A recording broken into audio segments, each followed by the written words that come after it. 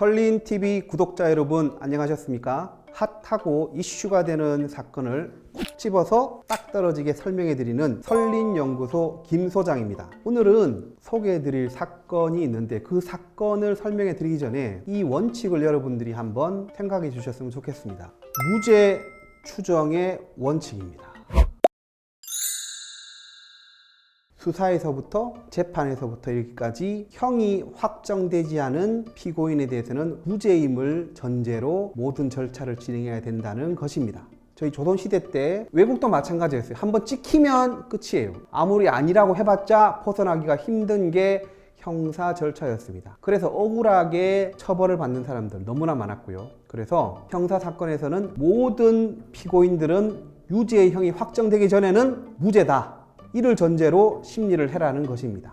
많은 사람들이 고소를 합니다. 고발을 하고, 그러면 그 사건들을 경찰이 일단 고소인 불러서 조사해보고, 또 상대방 불러서 조사해보고, 혐의가 있으면 검찰로 송치, 없으면 불송치, 이렇게 하죠. 자, 그런데 그렇게 많은 사건 중에서 송치로 가는 사건들은 조금밖에 안 돼요. 그러니까 일반 사건 중에서 일단 송치가 됐다, 그리고 검찰이 이를 가지고 기소를 했다, 이 자체만으로 1차적인 판단을 내려졌다고 봅니다. 그래서 많은 어떤 회사에서 기소가 되면 어떤 사람이 직무를 정지시키고, 기소 자체로 어떤 이 사람에 대한 범죄 혐의가 어느 정도 입증이 되었다라고 보는 것이죠. 그렇다고 하더라도 재판 가서는 얼마든지 뒤집어질 수 있으니까 무죄로 보고 해야 됩니다.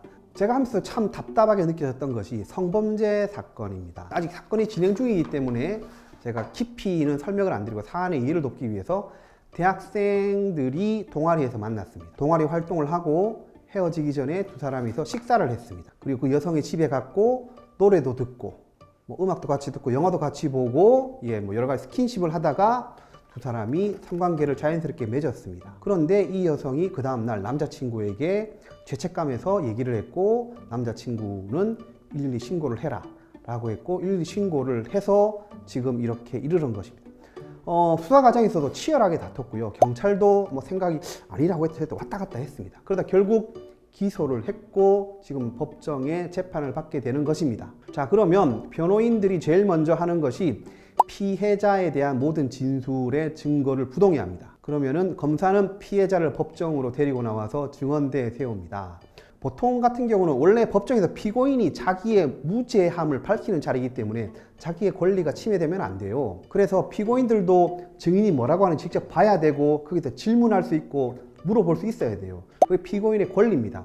그런데 성범죄 사건에서는 가해 남성이 앞에서 증언할 수 있겠어요? 물어보고 저 절대 못해요 라고 하면 이 남성을 피고인 자리에서 빼서 저 옆방으로 옮겨버리고 화상으로 보게 합니다. 제대로 물어보지도 못해요. 또 화상시설이 안 되는 데서는 병풍 큰 거를 디귿자형으로 만들어가지고 아예 그냥 못 보게 한 상태에서 증인신문을 하게 합니다.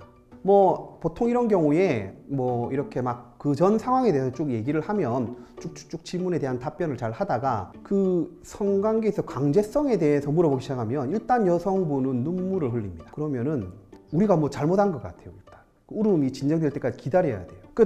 또 거기에 대해서 구체적인 질문을 하려면 눈물을 흘리면 판사가 제지를 합니다. 지금 2차 가해 하는 거 아니냐 라고 얘기를 합니다.